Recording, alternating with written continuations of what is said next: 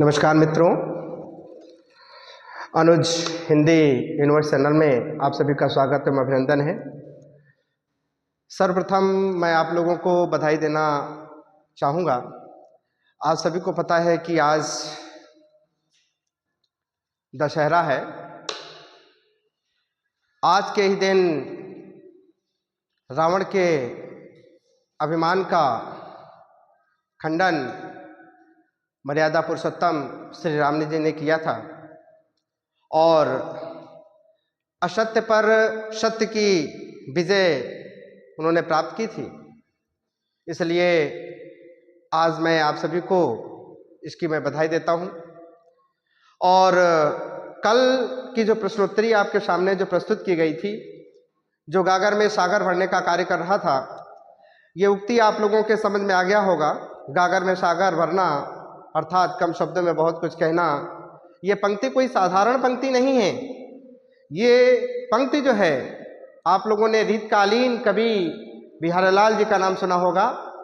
बिहारी लाल एक ऐसे कवि हैं जो श्रृंगारिक प्रवृत्ति के कवि रहे हैं और इन्होंने कम शब्दों में बहुत कुछ कहा है। इनकी एक महत्वपूर्ण रचना है बिहारी सतसई, जिसमें कुल 719 दोहे हैं। और इस सतसई में उन्होंने गागर में सागर भरने का कार्य किया। और बिहारी के इन महत्वपूर्ण कृति के द्वारा जो श्रृंगारिक प्रवृत्ति की रचनाएं जो हमारे सामने आईं, जो उनकी पंक्तियां आईं, जो बहुत ही गागर में सागर भरने का काम कर रही थी, उसी तरह से आज की ये जो महत्वपूर्ण प्रश्नोत्तरी है, इस महत्वपूर्ण प्रश्नोत्तरी में हम गागर में सागर ही भरने का कार्य करेंगे। जैसा कि कल जो वीडियो हमने अपलोड किया था, उस वीडियो पर बच्चों की जो प्रतिक्रिया हमारे तक आई, उससे मैं बहुत प्रभावित हुआ। और उन लोगों का कहना था कि सर, आप इन प्रश्नोत्तरी के द्वारा हम लोगों को आपने 50 प्रश्न बताने का कार्य किया है। ये 5 प्रश्नोत्तरी कोई साधारण प्रश्नोत्तरी लेकर के आप नहीं आए थे। उस 5 प्रश्नोत्तरी में 50 प्रश्न आपके छिपे हुए थे, जिससे देख करके मैं बहुत अत्यधिक प्रभावित हुआ। और उन लोगों ने विनय की कि सर, अगर आप इस तरीके की प्रश्नोत्तरी अगर लेकर के आप आते हैं तो हम लोगों की जो परीक्षा की जो तैयारी है बहुत ही अच्छी तरीके से हो पाएगी। तो मित्रों, मैं कल के मैसेज के द्वारा या फ़ोन कॉल्स के द्वारा जो मुझे मोटिवेशन मिला या जो मुझे ऊर्जा प्राप्त हुई, उसी ऊर्जा को प्राप्त करते हुए मैं आज आपके सामने ये 5 प्रश्नों की जो महत्वपूर्ण प्रश्नोत्तरी लेकर के आया हूँ। इसे आप लोग बहुत ही ध्यान से सुनेंगे और अपनी उत्तर पुस्तिका में नोट करने का काम करेंगे। ज़्यादा समय ना लेते हुए मैं पहला प्रश्न लेकर के आया हूँ। इस पहले प्रश्न को आप सभी गौर से सुनेंगे। जैसा कि पहला प्रश्न है कि कौन सा कवि छायावाद का नहीं है।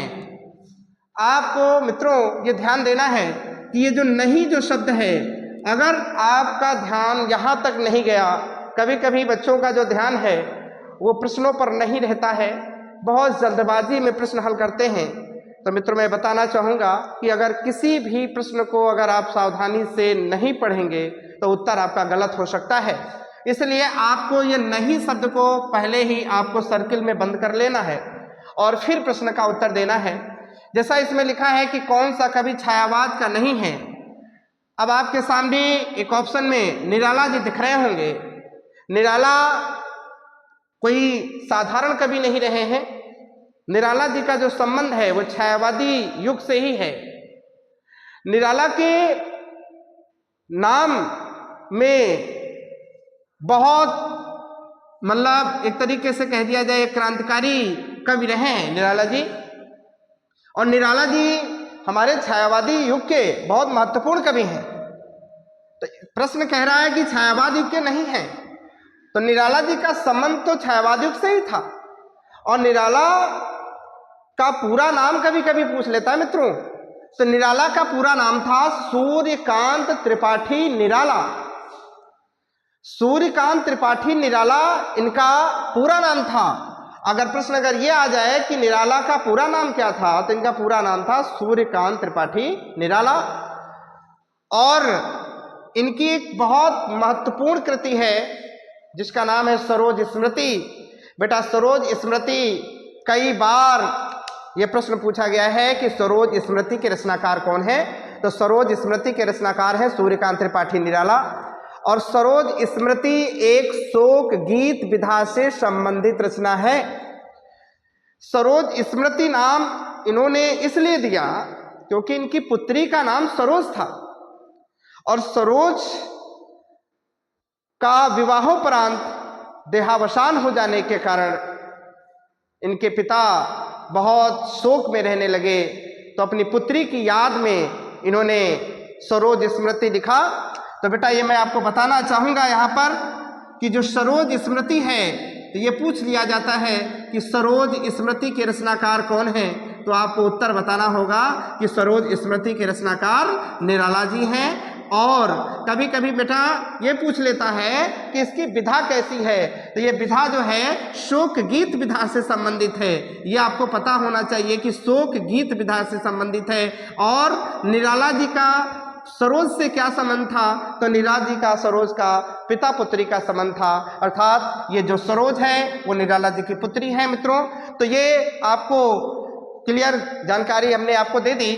उसके पश्चात जयशंकर प्रसाद जी आते हैं, और जयशंकर प्रसाद भी एक छायावादी महत्वपूर्ण कवि हैं। और जयशंकर प्रसाद जो कभी कभी ये पूछ लेता है कि जयशंकर प्रसाद जब 8 वर्ष की अल्पायु के थे तो ये किस नाम से कविताएं लिखा करते थे मित्रों, तो ये जयशंकर प्रसाद जी जो थे ये कलाधर के नाम से जाने जाते हैं, जो बहुत ही इम्पोर्टेंट है। कभी कभी पूछा जाता है कि कलाधर के नाम से किसे जाना जाता है, तो आपको जयशंकर प्रसाद टिक करके लिखना होगा या आपको बताना होगा। तो जयशंकर प्रसाद जी का अगर उपनाम देखा जाए तो वो कलाधर उपनाम था। और इसके अलावा ये जयशंकर प्रसाद छायावाद युग से संबंध रखते हैं, और इनकी बहुत सी कृतियां हैं जो बहुत ही महत्वपूर्ण हैं, जो आपको आगे बताया जाएगा। इसके अतिरिक्त इनकी अन्य रचनाएं भी बहुत ज़्यादा फेमस हैं। जैसा कि आपको पता है कि जयशंकर प्रसाद ने कामायनी तो लिखा ही है, कल जैसा कि मैंने बताया भी था कि कामायनी इनकी बहुत ही महत्वपूर्ण रचना है। इसके अतिरिक्त महादेवी वर्मा की बात करें तो महादेवी वर्मा का भी छायावाद युग से संबंध रहा है, और जयशंकर प्रसाद का भी छायावाद युग से संबंध रहा है। तो यानी पूछ रहा है कि कौन से छायावादी युगीन कवि नहीं है, तो निराला जी भी छायावाद युग के कवि हैं, जयशंकर प्रसाद भी छायावाद युग के कवि हैं, और महादेवी वर्मा भी छायावाद युग की ही कवित्री हैं। बेटा कभी कभी महादेवी वर्मा के भी बारे में पूछ लिया जाता है कि आधुनिक युग की मीरा किसे कहा जाता है, तो आधुनिक युग की जो मीरा है इन्हें ही कहा जाता है, क्योंकि क्या नाम है, इनके काव्य में मीरा की जैसी ही वेदना व्याप्त है, इसीलिए इन्हें आधुनिक युग की मीरा कहा जाता है। तो कभी कभी मित्रों ये प्रश्न आता है कि आधुनिक युग की मीरा किसे कहा जाता है, तो आधुनिक युग की मीरा महादेवी वर्मा जी को कहा जाता है। और इनकी एक बहुत महत्वपूर्ण कृति है जिसका नाम है यामा। कल मैंने बताया था कि यामा पर इन्हें ज्ञानपीठ पुरस्कार भी प्राप्त हुआ था, और बहुत ये महत्वपूर्ण कवियत्री है यामा, क्या नाम रचना है इनकी। और इसलिए निराला, जयशंकर प्रसाद और महादेवी वर्मा इन तीनों का संबंध छायावाद युग से था। और एक ये कवि ऐसे हैं अज्ञेयसी, जिनका संबंध छायावाद युग से नहीं था, प्रयोगवाद युग से इनका संबंध था, क्योंकि ये अज्ञेय जी का जो संबंध है वो प्रयोगवाद से है, और ये प्रयोगवाद के प्रवर्तक भी हैं। तो कभी कभी ये भी प्रश्न आता है कि प्रयोगवाद के प्रवर्तक कौन है, तो प्रयोगवाद के प्रवर्तक अज्ञेय जी हैं। और अज्ञेय प्रयोगवाद के प्रवर्तक होने के कारण ये छायावाद युग के कवि नहीं माने जाते हैं, इसलिए इसका जो उत्तर सही हो जाएगा कौन सा कवि छायावाद युग का नहीं है, तो आपको उत्तर बताना होगा क्या, अज्ञेय। बाकी 3 जो कवि हैं वो सभी हमारे छायावाद युग से संबंध रखते हैं। इसी क्रम में जो दूसरा प्रश्न है मित्रों, निशा निमंत्रण, बहुत ही इंपॉर्टेंट रचना है निशा निमंत्रण। कभी कभी निशा निमंत्रण के रचनाकार पूछा जाता है, और ये प्रश्न आप लोगों के सामने जो मैं लेकर के आया हूँ, जो हालावाद के प्रवर्तक रहे बच्चन जी, बच्चन जी का पूरा नाम हरिवंश राय बच्चन। जैसा कि आप लोगों ने फिल्म अभिनेता का नाम सुना होगा अमिताभ बच्चन, जो अमिताभ बच्चन के ये पिता रहे हैं हरिवंश राय बच्चन। इन्होंने हालावाद का प्रवर्तन भी किया था, जो इसका उत्तर आपको मिल गया मित्रों, हरिवंश राय बच्चन, जो आपके लिए बहुत ही इंपॉर्टेंट है। और इनके द्वारा लिखी गई 4 आत्मकथाएं बहुत फेमस हैं। जैसा कि पहला आत्मकथा इनकी है क्या भूलूं क्या याद करूं, और ये कई बार ये प्रश्न पूछा गया है कि क्या भूलूं क्या याद करूं, और नीड़ का निर्माण फिर, और बसेरे से दूर, और 10 द्वार से चौपान तक। ये 4 आत्मकथाएं इनकी बहुत ही चर्चित हैं, जो परीक्षा में पूछी जाती हैं। इसलिए मित्रों इनकी 4 रचनाओं को आपको बहुत ठीक तरीके से याद कर लेना है कि क्या भूलूं क्या याद करूं, नीड़ का निर्माण फिर, बसेरे से दूर, और 10 द्वार से चौपान तक। तो ये 4 रचनाएं बच्चन जी की अति महत्वपूर्ण हैं। और निशा निमंत्रण अगर पूछ रहा है तो ये इन्हीं की रचना है। बाकी जो अन्य कवि हैं जैसा कि धर्मवीर भारती देख रहे हैं, धर्मवीर भारती इनका जन्म 1926 ईस्वी में इलाहाबाद में हुआ था। और इनके द्वारा एक बहुत महत्वपूर्ण रचना पूछी जाती है कि ठंडा लोहा किसके द्वारा लिखा गया है। बहुत बार पूछी गई रचना है कि ठंडा लोहा के रचनाकार कौन है, तो आपको उत्तर धर्मवीर भारती देना है। और इन्हीं के द्वारा लिखा गया, कल हमने एक आपको नाटक बताया था जिसका नाम था अंधा युग, और ये बहुत ही महत्वपूर्ण रचना है अंधा युग, इसलिए धर्मवीर भारती, तो इस विकल्प से इनका कोई संबंध नहीं है। और दूसरा प्रश्न आप सभी को पता है, विकल्प दिया हुआ है कि मैथिली शरणगुप्त, और मैथिली शरणगुप्त का जीवन संबंध जो है वो द्विवेदी युग से था। और द्विवेदी युग के ये बहुत ही महत्वपूर्ण कवि रहे हैं हमारे मैथिली शरणगुप्त जी। और इनके द्वारा जो रचनाएं हैं, जो आपको कल मैंने बताया भी था कि भारत भारती इनके द्वारा लिखित बहुत चर्चित रचना है। और भारत भारती रचना के द्वारा इन्हें जो है राष्ट्र कवि की संज्ञा भी दी गई है। और राष्ट्र कवि की संज्ञा इन्हें भारत भारती के द्वारा दी गई। और इनकी एक रचना जो भारत भारती, जो मैं बार बार आपके सामने नाम ले रहा हूं, तो भारत भारती इनकी रचना अंग्रेजों के द्वारा ये प्रतिबंधित भी रचना मानी जाती है मित्रों। और कभी कभी भारत भारती का रचना काल पूछ लेता है। आप प्रीवियस ईयर के क्वेश्चन पेपर जब आप हल करेंगे तो आपको ये देखने को मिलेगा कि भारत भारती का रचना काल कब हुआ था। तो भारत भारती की जो रचना हुई थी 1912, और आपको ये सन जरूर पढ़ करके जाना है। इनकी एक रचना जो है रंग में भंग, मैथिली शरणगुप्त की बहुत चर्चित है, जो इसका सन भी पूछा जाता है कि रंग में भंग की रचना कब हुई थी, तो 1907। और ये 2 रचनाएं ऐसी हैं जिनका सन जरूर पूछा जाता है परीक्षा में, क्योंकि बोर्ड परीक्षा के अनुसार पेपर में ये प्रश्न आप देखेंगे तो ये जरूर मिलेगा कि रंग में भंग के रचनाकार कौन है और भारत भारती के रचनाकार है। ये 2 रचनाएं एक ऐसी रचनाएं हैं जो बहुत ही महत्वपूर्ण हैं, जिनका सन 1912, भारत भारती का रचनाकाल 1912 और रंग में भंग का रचनाकाल 1907। ये दोनों रचनाएं मैथिली शरणगुप्त जी की हैं। और जो गुप्त जी को प्रसिद्धि प्राप्त हुई थी वो भारत भारती रचना के कारण ही प्राप्त हुई थी। और ये रचना अंग्रेजों के द्वारा प्रतिबंधित रचना है। बहुत ज़्यादा पूछी जाती है प्रश्न, रचना पूछी जाती है कि गुप्त जी की कौन सी ऐसी रचना है जो अंग्रेजों द्वारा प्रतिबंधित की गई थी। तो मैथिली शरणगुप्त की रचना जो है भारत भारती, जो अंग्रेजों द्वारा प्रतिबंधित की गई थी। मित्रों, अगर हम अंग्रेजों द्वारा प्रतिबंधित रचनाओं की अगर बात करें तो मुंशी प्रेमचंद जी भी एक ऐसे कवि रहे हैं जिनकी एक रचना जो है अंग्रेजों द्वारा प्रतिबंधित कर दी गई थी, जिसका नाम था सोजे वतन। ये रचना अंग्रेजों द्वारा प्रतिबंधित की गई थी। और पांडे बेचन शर्मा उग्र जी की एक रचना है चिंगारियां, ये भी अंग्रेजों द्वारा प्रतिबंधित रचना है। इसीलिए ये तीनों रचनाएं परीक्षा में पूछी जाती हैं और आपको इसको ध्यान में रखते हुए ही सेंटर पे जाना है। फिर इससे संदर्भ में मैंने आपको धर्मवीर भारती के बारे में बता दिया, मैथिली शरणगुप्त जी के बारे में बता दिया, तो और जयशंकर प्रसाद के बारे में मैंने ऊपर आपका इसमें बता ही दिया है। और मैथिली शरणगुप्त जी बहुत महत्वपूर्ण हैं, जिनका जन्म 1886 ईस्वी में और मृत्यु 1964 ईस्वी में हुआ था। और इसके साथ साथ जयशंकर प्रसाद जी का जन्म 1889 में और मृत्यु 1937 ईस्वी में हुई थी। मित्रों, कभी कभी आपको किसी न किसी बुक में देखने को मिलेगा कि इनका जन्म 1890 भी दिखा रहा होगा। तो मैं बताना चाहूँगा कि 1890 और 1889, जैसा कि आप लोगों ने इतिहासकारों का नाम सुना होगा, डॉक्टर नगेंद्र जी का नाम सुना होगा। डॉक्टर नगेंद्र और आचार्य रामचंद्र शुक्ल जी के अनुसार इन जयशंकर प्रसाद की जो जन्म स्थान के संदर्भ में और जो जन्म सन के संदर्भ में उन्होंने बताया है। तो जन्म सन शुक्ल के अनुसार और नगेंद्र के अनुसार 89 और 90 बताया जाता है। तो अगर आप परीक्षा में लिखेंगे तो आप 1889 और एक तिर्यक रेखा खींच करके आप 1890 भी लिख सकते हैं। इसमें कोई बड़ी बात नहीं है। अगर आप ये लिख देंगे तो आपका काटा नहीं जाएगा। इसलिए निशा निमंत्रण के जो रचनाकार हैं वो आपके हरिवंश राय बच्चन हैं।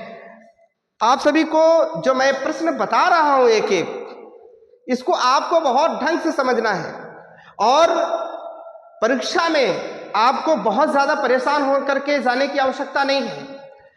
ये जो सीरीज हम लेकर के चल रहे हैं ये परीक्षा में आने वाले ही प्रश्न हैं और ऐसी कई प्रश्नोत्तरी मैं ज्यादा से ज्यादा आपको इसकी 5 प्रश्नोत्तरी कराऊंगा और उन 5 प्रश्नोत्तरी में ही परीक्षा के सारे बहुविकल्पी प्रश्न आपको देखने को मिलेंगे। और वो ये वीडियो जिस जिले के अभ्यर्थी अगर देख रहे हैं, क्योंकि उत्तर प्रदेश आपका बहुत बड़ा जिला राज्य है और प्रत्येक जिलों के बच्चे बोर्ड परीक्षा में सम्मिलित होते हैं। तो मैं ये बताना चाहूँगा ये वीडियो जिन जिन तक बच्चों तक जाए तो मैं ये बताना चाहूँगा कि आपके पेपर में जो हिंदी साहित्य का जो प्रश्न आता है, चाहे वो गद्य साहित्य से संबंधित हो या पद्य साहित्य से संबंधित हो, सारे प्रश्न एक ही क्या नाम है जो बुक है, किताब, चाहे शुक्ल हो, चाहे वो नगेंद्र हो, चाहे वो बच्चन सिंह हो, सब में सारे कवियों का उल्लेख किया गया है और उन्हीं की किताबों से सभी रचनाएं बनती हैं। और आपके पाठ्यक्रम में जो भी कवियों का नाम दिया गया है उन सारे कवियों की रचनाओं को आपको ठीक से पढ़ करके जाना है। और सारे प्रश्न हिंदी साहित्य के इतिहास के वही आते हैं। केवल और केवल इंटरमीडिएट के पेपर में केवल एक खंडकाव्य चेंज रहता है प्रत्येक जिलों में, बाकी पेपर में कोई बदलाव देखने को नहीं मिलता है। इसलिए सारे बहुविकल्पी प्रश्नों को आपको ठीक से देख करके जाना है और ये जो प्रश्नोत्तरी है ये परीक्षा के लिए अति महत्वपूर्ण है। इसी क्रम में हम तीसरा प्रश्न लेकर के आए हैं जो बहुत ही महत्वपूर्ण कवि हैं। यहाँ पर लिखा है कि प्रयोगवादी कवि नहीं है। बार बार मैं इस नहीं शब्द को जो है गोले में आपको बंद करने का कार्य कर रहा हूं। देखिए कि आप का ध्यान इस नहीं शब्द पर अवश्य जाए। पूछ रहा है कि प्रयोगवादी कवि नहीं है। तो प्रयोगवादी कवियों की चर्चा करने से पहले मैं ये बता दूं कि प्रयोगवाद के बारे में कभी कभी प्रश्न कई बन जाते हैं। तो प्रयोगवाद का प्रवर्तन पूछ लेता है कि कब हुआ था। तो प्रयोगवाद का जो प्रवर्तन हुआ था वो 1943 में सन पूछ लेता है कि प्रयोगवाद का प्रवर्तन कब हुआ, तो सन 1943। और कभी कभी ये भी पूछ लेता है कि प्रयोगवाद के प्रवर्तक कौन रहे हैं। तो प्रयोगवाद के जो प्रवर्तक रहे हैं वो अंग्रेज ही रहे हैं। अंग्रेज ही, इनका पूरा नाम आप सभी को पता है कि इनका पूरा नाम सच्चिदानंद हीरानंद वात्स्यायन अज्ञे है। तो ये पूछ लेता है कि प्रयोगवाद के प्रवर्तक कौन है, तो आपको प्रयोगवाद का प्रवर्तक अज्ञे बताना है। और अगर जब ये प्रश्न पूछा जाए कि प्रयोगवाद का प्रवर्तन हुआ कब था, तो सन 1943। तार सप्तक के प्रकाशन वर्ष से ही प्रयोगवाद का प्रकाशन वर्ष माना जाता है। इसलिए आपको यह ध्यान रखना है, अगर तार सप्तक का प्रकाशन वर्ष पूछा जाए तब भी आपका उत्तर 1943 ही होगा। और अगर प्रयोगवाद का प्रवर्तन पूछा जाए तो भी आपको उत्तर आपको 1943 ही देना है। तो अब ये पूछ रहा है कि प्रयोगवादी कवि नहीं है, ये पूछ रहा है। तो प्रयोगवादी नहीं है तो मैं बता दूं कि जितने भी तार सप्तक के कवि हैं वो सारे प्रयोगवादी कवि हैं। तार सप्तक के अंतर्गत, और कल हमने तार सप्तक का उल्लेख किया था कि तार सप्तक का जो प्रकाशन वर्ष है वो 1943 है। तार सप्तक जो एक ही तार में पिरोए गए 7 कवियों का संकलन ही तार सप्तक कहलाता है। कभी कभी ये भी प्रश्न बन जाता है कि एक ही तार में पिरोए गए 7 कवियों का संकलन क्या कहलाता है। तो एक ही तार में पिरोए गए 7 कवियों का संकलन तार सप्तक कहलाता है। और तार सप्तक का प्रकाशन वर्ष भी 1943 है और प्रयोगवाद का प्रकाशन वर्ष भी 1943 है। और तार सप्तक के प्रवर्तक भी अंग्रेजी हैं और प्रयोगवाद के प्रवर्तक भी अंग्रेजी हैं। तो एक ही प्रश्न से कई प्रश्न मिल रहा है बेटा कि नहीं मिल रहे। और तार सप्तक 4 सप्तक आपके प्रकाशित हुए। पहला 1943 है, दूसरा 1951 है और तीसरा 1962 है। और चौथा 1979 है। ये 4 सप्तक प्रकाशित हुए और मैं बताना चाहूंगा कि प्रत्येक सप्तक में 7-7 कवि थे। तो अगर पूछ लिया जाए कि पहले तार सप्तक में कितने कवि थे, दूसरे तार सप्तक में कवियों की संख्या बताइए, तीसरे तार सप्तक में कितने कवि थे मित्रों, तो मैं बताना चाहूंगा कि तार सप्तक का प्रकाशन वर्ष 1943, इसमें भी 7 कवि थे और दूसरा सप्तक जो प्रकाशित हुआ था उसमें भी 7 कवि थे, तीसरा सप्तक जब प्रकाशित हुआ था तो उसमें भी 7 कवि थे और चौथा सप्तक जब प्रकाशित हुआ था तो उसमें भी 7 कवि थे। तो कभी कभी ये प्रश्न आ जाता है कि तीसरे तार सप्तक का प्रकाशन वर्ष क्या है, कभी कभी ये प्रश्न आ जाता है दूसरे सप्तक का प्रकाशन वर्ष क्या है। तो किसी भी सप्तक का प्रकाशन वर्ष पूछा जाए तो आपको ये याद रखना पड़ेगा। और पूछा जाता है कभी कभी कि किस सप्तक के कौन से कवि नहीं हैं, तो मैं ये बताना चाहूंगा कि तार सप्तक का जो प्रकाशन वर्ष था उसमें 7 कवि थे। तो एक मैं ट्रिक लेकर के आया हुआ हूं, इस ट्रिक को अगर आप याद करके जाएंगे तो आपको तार सप्तक के अंतर्गत जो पहला सप्तक है उसमें जो 7 कवि हैं जो 1943 में प्रकाशित हुआ था और उसमें जो 7 कवि हैं उनके बारे में ट्रिक है। तो इसका ट्रिक है अ मु गी प्र ने भा रा। ये आपका तार सप्तक के कवियों को याद रखने का एक ट्रिक है। इसको हम पढ़ सकते हैं अमुगी प्रणे भारा। मित्रों ये जो आ दिख रहा है आपको, इस आ का आशय ये है कि आ का मतलब हो जाएगा अज्ञे जी, और अज्ञे का पूरा नाम तो आपको पता ही है कि सच्चिदानंद हीरानंद वात्स्यायन अज्ञे, ये इनका पूरा नाम है। उसके बाद से ये जो मुंह दिख रहा है, मुंह का आशय होता है मुक्तिबोध। मुक्तिबोध इनको 60 में हम मुक्तिबोध कहते हैं। अगर इनका पूरा नाम अगर हम लेंगे तो इनका पूरा नाम है गजानन माधव मुक्तिबोध। गजानन माधव मुक्तिबोध ये जो है आपके कवि हैं तार सप्तक के। तीसरा जो दिया हुआ है गी का आशय है गिरिजा कुमार माथुर। गिरिजा कुमार माथुर ये तीसरे कवि हो गए। और चौथे आपको प्र दिख रहा है, प्र का आशय हो जाएगा प्रभाकर माचवे। प्रभाकर माचवे का भी जो संबंध था वो तार सप्तक से ही था, प्रभाकर माचवे। फिर आपको दिख रहा होगा ने, तो ने का मतलब है नेमी चंद्र जैन। नेमी चंद्र जैन। और आपको दिख रहा होगा भा का आशय है भारत भूषण अग्रवाल। ये आपके पहले तार सप्तक के अंतर्गत आने वाले कवि हैं। और रा का मतलब हो गया राम विलास शर्मा। राम विलास शर्मा। मित्रों ये आपको तार सप्तक के अंतर्गत जो 7 कवि आते हैं उनके कवियों के नाम हमने लिख दिए हैं। अब इसमें पूछ रहा है कि कौन प्रयोगवादी कवि नहीं है। आपको उत्तर इसी में प्राप्त हो गया होगा कि प्रभाकर माचवे आपको मिल गए कि प्रभाकर माचवे, प्रा से प्रभाकर माचवे। और मैंने बताया है कि जितने भी तार सप्तक के कवि हैं उनका संबंध प्रयोगवाद से ही था, इसीलिए प्रयोगवादी कवियों में तो ये तो प्रयोगवादी कवि है माने ही जाएंगे। इसके बाद से मुक्तिबोध, हमने यहाँ पर मुक्तिबोध का नाम आपके सामने लिख दिया है, तो मुक्तिबोध भी आपके प्रयोगवादी कवि माने जाएंगे, इसलिए ये भी विकल्प सही नहीं होगा। और तीसरा विकल्प आपको दिख रहा है भारतेंदु हरिश्चंद्र। इसमें कहीं भी आपको भारतेंदु हरिश्चंद्र का नाम नहीं दिख रहा होगा, इसलिए ये हमारे जो है प्रयोगवादी कवि नहीं माने जाते। इसलिए इसका उत्तर जो हो जाएगा ये आपको मिल गया उत्तर, यानी तीसरा ऑप्शन इसमें सही है। और जो चौथा ऑप्शन आपको दिख रहा है यहाँ पर अज्ञे, और अज्ञे का नाम हमने सबसे पहले लिख दिया है, यानी इसका भी संबंध प्रयोगवादी कवि से ही था, इसलिए यह भी विकल्प सही नहीं होगा। मित्रों तो आप सभी को पता हो गया कि प्रयोगवादी कवि नहीं है, तो इसका उत्तर आपको मिल जाएगा भारतेंदु हरिश्चंद्र। इसी क्रम में हम थोड़ा सा इस प्रश्न का उत्तर तो मिल गया है, लेकिन मैं थोड़ा सा और बताना चाहूंगा कि जो दूसरा सप्तक प्रकाशित हुआ था, वो दूसरा सप्तक जो प्रकाशित हुआ था वो हुआ था आपका 1951 ईस्वी में। अब 1951 में भी 7 कवि थे। अब वो 7 कवि कैसे याद होंगे, तो उसका भी मैं ट्रिक आपके सामने लिख दे रहा हूं। पहला अक्षर है भा, दूसरा अक्षर है श, तीसरा अक्षर है ह, चौथा अक्षर है र, तो भ श ह र, फिर श ध और न।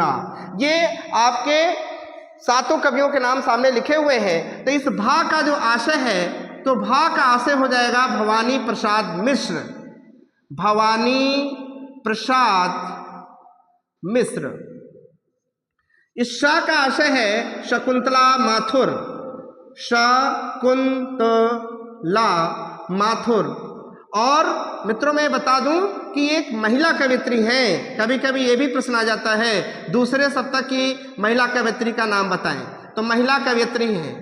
तार सप्तक एक ऐसा है जो पहला तार सप्तक है, उसमें कोई भी महिला कवियत्री नहीं है, दूसरे सप्तक में महिला कवियत्री हैं। और तीसरा हो जाएगा ह का मतलब होता है हरि नारायण व्यास, हरि नारायण व्यास, ये तीसरे कवि हो गए। और रा से आशय होता है कि रघुवीर सहाय, और श से शमशेर बहादुर सिंह, श से शमशेर बहादुर सिंह, शमशेर बहादुर सिंह। और इस धा का आशय होता है धर्मवीर भारती। मित्रों धर्मवीर भारती एक ऐसे कवि हैं जो कई बार प्रश्न पूछा गया है कि धर्मवीर भारती का संबंध किस सप्तक से है। तो आपको स्टार यहाँ पर मैं बना दे रहा हूँ, इसको आप अपनी उत्तर पुस्तिका में नोट कर लीजिएगा कि धर्मवीर भारती का जो संबंध है वो दूसरे सप्तक से है, और ये कई बार पूछा गया है। और भवानी प्रसाद मिश्र के आगे भी मैं बना दे रहा हूँ, और शकुंतला माथुर के आगे भी स्टार लगा दे रहा हूँ। भवानी प्रसाद मिश्र और शकुंतला माथुर और धर्मवीर भारती, ये आपको पढ़ करके जाना ही जाना है, कारण क्योंकि ये परीक्षा में बहुत बार पूछा गया है। और यहाँ पर अगले कवि हैं न से नरेश मेहता, जो बहुत ही महत्वपूर्ण कवि हैं नरेश मेहता, जो आपको आगे देखने को मिलेगा। तो ये दूसरे सप्तक में आने वाले जितने भी कवि हैं ये सारे मैंने आपको नाम लिख दिए हैं। तो आपको याद होना होगा कि भशहर सधन ये ट्रिक है जिसमें भा से भवानी प्रसाद मिश्र, श से शकुंतला माथुर, ह से हरिनारायण व्यास, र से रघुवीर सहाय, स से शमशेर बहादुर सिंह, ध से धर्मवीर भारती, अंडा से नरेश मेहता, ये दूसरे सप्तक में आने वाले सारे कवियों के नाम हमने आपके लिख दिए हैं। आप उसको अपनी उत्तर पुस्तिका में नोट कर लीजिएगा। उसके पश्चात तीसरा सप्तक जो प्रकाशित हुआ था वो प्रकाशित हुआ था आपका, तीसरा सप्तक जो प्रकाशित हुआ था, तृतीय सप्तक मैं आपको लिख दे रहा हूं यहाँ पर, तृतीय तार सप्तक। तृतीय तार सप्तक जो प्रकाशित हुआ था वो 1959 में प्रकाशित हुआ था। मित्रों एक बार मैं पुनः आपको याद करा दूं, तार सप्तक 1943, दूसरा तार सप्तक 1951 और तीसरा तार सप्तक 1959। और इसका जो ट्रिक है वो ट्रिक है प्र की म कु, प्रकिम कु के वी और श, प्रकिम कु के विश। इस प्रा का जो आशय है मित्रों, तो प्रा का आशय है प्रयाग नारायण त्रिपाठी, प्रयाग नारायण त्रिपाठी, ये तीसरे तार सप्तक के कवि हैं। और दूसरा जो है की से मतलब है कीर्ति चौधरी। तो मैं ये बताना चाहूँगा कीर्ति चौधरी का जो संबंध था वो तीसरे तार सप्तक से था। और ये भी पूछ लिया जाता है, ये भी एक महिला कवयित्री हैं। और आपको ये याद होना चाहिए कि महिला कवयित्री का संबंध किन किन सप्तकों से रहा है। फिर अगला है माँ से हो जाएगा मदन वात्स्यायन, मदन वात्स्यायन, ये आपके जो है क्या नाम है तीसरे तार सप्तक में आते हैं। और कु का मतलब होता है कुंवर नारायण, कुंवर नारायण। फिर के से आपको मैं बता दूं एक केदारनाथ सिंह आते हैं और के से केदारनाथ अग्रवाल भी आते हैं। तो आपको केदारनाथ अग्रवाल और केदारनाथ सिंह में कंफ्यूज नहीं रहना है। तो मैं बता दूं कि केदारनाथ अग्रवाल का जो संबंध था वो प्रगतिवादी युग से था, और केदारनाथ सिंह का जो संबंध था वो प्रयोगवाद से था और तार सप्तक से भी था। तो अगर प्रश्न अगर ये आ जाए कि के का मतलब क्या होगा, तो यहाँ पर आपको केदारनाथ सिंह याद रखना है मित्रों, ये अवश्य आप ध्यान रखेंगे। आप ये ना कर दें कि केदारनाथ अग्रवाल, और ऑप्शन में दिया भी जा सकता है केदारनाथ सिंह और केदारनाथ अग्रवाल, लेकिन आपको इतना याद रखना है कि केदारनाथ सिंह का जो संबंध था वो तीसरे तार सप्तक से था, और केदारनाथ अग्रवाल का जो संबंध था वो प्रगतिवादी युग से था, उनका संबंध प्रयोगवाद से नहीं था। था। इसके अलावा इसमें वी का आशय हो जाएगा विजय देव नारायण शाही, विजय देव नारायण शाही। और चौथा जो नेक्स्ट कवि है शाह, और शाह से आशय होता है सर्वेश्वर दयाल, सर्वेश्वर दयाल सक्सेना। मित्रों, ये जो मैं शतक के कवियों के नाम बता रहा हूं, इनको आप अवश्य याद करके जाइएगा, क्योंकि ये प्रश्न परीक्षा की दृष्टि से अति महत्वपूर्ण है। और मैं ये देख रहा हूं विगत कई दिनों से कि जो कई वर्षों से जो परीक्षाएं हुई हैं, जो अनुसार पेपर में प्रश्न आए हैं, तो उसमें हम देखते हैं कि 10 प्रश्न आते हैं बहुविकल्पीय, लेकिन उसमें से 6-7 बच्चा तो कर लेता है, लेकिन 2-3 प्रश्नों पर उनकी लेखनी थम जाती है और लेखनी ना थम ले पाए, इसीलिए मैं सारे क्वेश्चनों का व्याख्यात्मक हल लेकर के आपके सामने उपस्थित हुआ हूं। अब इन सारी चीजों को आपको पढ़ करके जाना है। अब इसमें मैंने बताया कि तीसरे तार सप्तक के अंतर्गत जो भी कवि आते हैं उनका सामने नाम लिखा हुआ है। इसमें प्र से प्रयाग नारायण त्रिपाठी और की से कीर्ति चौधरी। मित्रों, कीर्ति चौधरी के आगे स्टार बना लीजिए, क्योंकि यह परीक्षा में पूछा जाता है कि कीर्ति चौधरी का संबंध किस सप्तक से है, तो आपको तृतीय सप्तक का नाम देना है। और मदन वात्स्यायन और पू से कुंवर नारायण, के से केदारनाथ सिंह। और मैं फिर यहाँ पर आपको थोड़ा सा याद दिलाना चाहूंगा कि केदारनाथ अग्रवाल आएगा तो उसको आपको प्रगतिवादी युग में रखना है। वी से विजय देव नारायण शाही और स से सर्वेश्वर दयाल सक्सेना, ये तीसरे तार सप्तक के अंतर्गत कवि आते हैं। और मित्रों, एक चौथा सप्तक प्रकाशित हुआ था 1979 ईस्वी में, जिसमें से एक महिला कवित्री का नाम आपको याद करके जाना है, सिर्फ सुमन राजे। ये बहुत बार पूछा गया है कि सुमन राजे का जो संबंध है वो किस सप्तक से है, तो सुमन राजे का संबंध चौथे सप्तक से है और चौथा सप्तक 1979 में प्रकाशित हुआ था। तो महिला कवित्री में अगर किसी का नाम पूछता है तो वो सुमन राजे का नाम ही चौथे तार सप्तक में पूछता है। बाकी आपको इतना सारे कवियों के नाम जो स्टार बनाए हैं दूसरे तार सप्तक में या तीसरे तार सप्तक में, उनको याद करके जाना है। साथ में चौथे सप्तक का जो एक कवि है, कवियत्री हैं सुमन राजे, इनका नाम आपको याद करके जाना है। और इतना ध्यान रखना है कि अगर मैं चाहूं तो जो है क्या नाम है, चौथे सप्तक का भी कवियों का नाम लिख सकता हूं, लेकिन वीडियो बहुत लंबा हो जाएगा, इसलिए वो ज्यादा महत्वपूर्ण नहीं है। वैसे मैं ही आपको शॉर्ट में बताए दे रहा हूं। आराव श्री स्वन, ये जो कवि हैं ये सारे चौथे सप्तक में मतलब संबंध रखते हैं। और अगर आपकी डिमांड होगी तो मैं सारे सप्तकों का ट्रिक एक बार मैं पुनः लेकर के वीडियो बना दूंगा। और यहीं पर अगले प्रश्नों की ओर हम लेकर के चलते हैं। अगला प्रश्न है तीसरा सप्तक का प्रकाशन वर्ष बताइए। तो मित्रों, मैं बार बार प्रकाशन वर्ष में बता रहा था, तो आपको उत्तर तो मिल ही गया होगा। तीसरा सप्तक का प्रकाशन वर्ष क्या है, तो आपको पता है कि पहला 1943 में हुआ था, दूसरा 51 में हुआ था और तीसरा 1962 में हुआ था। तो आपके सामने ये उत्तर पहला ही ऑप्शन मिल गया देखने को, इसलिए चौथे वाले विकल्प में आपको पहला विकल्प सही मिल जाएगा। उसके पश्चात पांचवा और जो अंतिम प्रश्न है, जैसा कि आपको देखने से ही लग रहा होगा कि इसमें गागर में सागर भरा जा रहा है। गागर में सागर भरना कोई आम बात नहीं है मित्रों। गागर में सागर भरना मतलब होता है कम शब्दों में बहुत कुछ कह देना। मैं 5 ही प्रश्न लेकर के आया हूं और इन 5 प्रश्नों के द्वारा मैं बहुत सारे प्रश्न इससे रिलेट करके बताता चल रहा हूं, जिससे आपका ध्यान यहां पर अगर बना रहेगा तो निश्चित रूप से आपको परीक्षा में किसी प्रकार की कोई समस्या नहीं आएगी। प्रश्न कह रहा है कि किस महाकाव्यात्मक कृति में 12 सर्ग है। मित्रों, इसमें सर्ग की बात हो रही है कि 12 सर्ग। हर कोई भी महाकाव्य है, किसी भी महाकाव्य का रचनाकार पूछा जा सकता है या किसी भी महाकाव्य में सर्ग पूछा जा सकता है। मित्रों, तो ये आपको ध्यान में रख करके जाना है परीक्षा में। पहला है कामायनी। कामायनी एक छायावाद युग की बहुत महत्वपूर्ण रचना है, जिसके रचनाकार जयशंकर प्रसाद जी हैं और कामायनी एक महाकाव्य भी है। तो ये प्रश्न आ जाता है मित्रों कि कामायनी किस विधा से संबंधित है। तो जब ये प्रश्न अगर आए तो आपको उत्तर देना है कि कामायनी एक महाकाव्य है। जब ये प्रश्न अगर आ जाए कि कामायनी महाकाव्य के रचनाकार कौन है, तो कामायनी महाकाव्य के रचनाकार जयशंकर प्रसाद जी हैं। और कभी जब ये प्रश्न अगर आ जाए कि कामायनी महाकाव्य में कुल कितने सर्ग हैं, तो कामायनी महाकाव्य में कुल 15 सर्ग हैं। तो यहां पर पूछ रहा है कि 12 सर्ग किसमें है, तो कामायनी महाकाव्य में तो 15 सर्ग हैं, इसलिए हम यहां पर कामायनी महाकाव्य को यहां से हटा दें। अब आपका बच रहा है प्रिय प्रवास।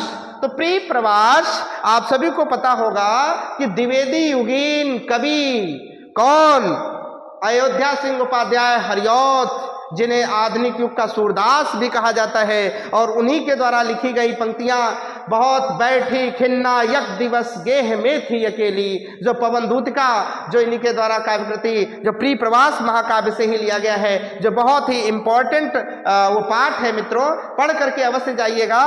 प्रिय प्रवास ये जो है हरिऔध जी की रचना है और इस प्रिय प्रवास महाकाव्य में उन्होंने 17 सर्गों में लिखा है। ये जो इसमें विरह वृतांत, किसके विरह वृतांत का वर्णन है? नाम सुना होगा आपने, कृष्ण का नाम सुना होगा आपने, राधा का नाम सुना होगा। तो राधा कृष्ण के वियोग में बहुत दुखी है और वो अपने संदेशों को किसके माध्यम से? पवन के माध्यम से अपने क्या नाम है प्रियतम के पास भेजती है, अर्थात कृष्ण के पास भेजती है, पवन को ही दूत बनाती है। वो पाठ आपके लिए बहुत महत्वपूर्ण है मित्रों, पढ़ करके अवश्य जाइएगा। तो वो प्रिय प्रवास में कुल 17 सर्ग हैं, इसलिए ये विकल्प आपका सही नहीं है। और अगली रचना है साकेत, जो खड़ी बोली की बहुत ही महत्वपूर्ण रचना है। और खड़ी बोली की रचना साकेत जो द्विवेदी युग से संबंध रखता है। और साकेत महाकाव्य में आपको मैं बता दूं कि कुल 12 सर्ग हैं। इसमें लक्ष्मण और उर्मिला के विरह का इसमें वर्णन किया गया है मित्रों। कभी कभी यह भी प्रश्न आ जाता है कि लक्ष्मण और उर्मिला के विरह का जो वर्णन है वो किस कृति में किया गया है? तो साकेत में किया गया है। और साकेत में सर्ग की बात पूछा जाए तो साकेत में 12 सर्ग है मित्रों। तो यह प्रश्न भी कह रहा है कि कौन से महाकाव्य में 12 सर्ग हैं, इसलिए आपको साकेत बताना होगा। तो इस प्रश्न का उत्तर मित्रों आपको मिल गया साकेत। लेकिन इस साकेत में मैं और भी प्रश्न बनाने का प्रयास करूंगा। साकेत में भाषा अगर पूछ लिया जाए तो साकेत खड़ी बोली की रचना है। जब भी भाषा पूछा जाए तो आपको खड़ी बोली बता देना है। और अगर साकेत में विरह वृतांत पूछा जाए तो लक्ष्मण और उर्मिला के विरह वृतांत का इसमें आपको वर्णन करना है। और साकेत की अगर रचना काल पूछा जाए कि रचना काल कब हुआ था, यानी रचना कब हुई थी, तो साकेत की रचना सन 1931 ईस्वी में हुई थी। और साकेत का अर्थ अगर पाली भाषा में पूछा जाए तो इसका अर्थ आपको अयोध्या बता देना है। साकेत का जो अर्थ है पाली भाषा में वो अयोध्या ही है। ये प्रश्न आपके लिए अति महत्वपूर्ण है और इसलिए इसका उत्तर तो मित्रों आपको मिल गया कि 12 सर्ग आपका साकेत महाकाव्य में है। और एक अगला विकल्प आपका बचा हुआ है वैदेही वनवास। और वैदेही वनवास भी बेटा हरिऔध जी की ही रचना है। जो प्रिय प्रवास रचना उन्हीं के द्वारा लिखा गया है और वैदेही वनवास भी उन्हीं के द्वारा लिखा गया है। तो प्रिय प्रवास में 17 सर्ग हैं, लेकिन अगर वैदेही वनवास में अगर इसमें सर्ग पूछा जाए तो इसमें कुल 18 सर्ग हैं मित्रों। ये पढ़ करके जाना है क्योंकि ये प्रश्न बहुत ज्यादातर पूछा जाता है। और क्या नाम है, चारों विकल्पों के मैंने बारे में बता दिया। अगर इसका पूछा जाए कि इसका संबंध किस युग से है तो इसका संबंध छायावाद युग से है। अगर प्रिय प्रवास का पूछा जाए कि इसका संबंध किस युग से है तो इसका संबंध आपका द्विवेदी युग से है। अगर साकेत का भी पूछा जाए तो इसका भी संबंध द्विवेदी युग से ही है, जो अति महत्वपूर्ण प्रश्न है। और वैदेही वनवास का भी अगर संबंध पूछा जाए तो इसका भी संबंध आपका द्विवेदी युग से ही है। तो अगर मित्रों इन रचनाओं का रचनाकार पूछा जाए तो आपको उत्तर सभी को पता हो गया होगा। और अगर युग पूछा जाए तो आप ये भी आपको जानकारी हो गई होगी। और अगर ये पूछ लिया जाए कि किसने कितने सर्ग हैं तो कामायनी में 15 सर्ग हैं, प्रिय प्रवास में 17 सर्ग हैं, साकेत में 12 सर्ग हैं, वैदेही वनवास में 18 सर्ग हैं। जैसे कामायनी के रचनाकार जयशंकर प्रसाद जी हैं, प्रिय प्रवास के रचनाकार हरिऔध जी हैं, जिनका पूरा नाम अयोध्या सिंह उपाध्याय हरिऔध, जिसको डॉक्टर गणपत चंद्र गुप्त ने आधुनिक युग का सूरदास भी कहा है। फिर अगली रचना है साकेत, मैथिली शरण गुप्त की रचना है, इनको डॉक्टर गणपति चंद्र गुप्त ने आधुनिक युग का तुलसी कहा है।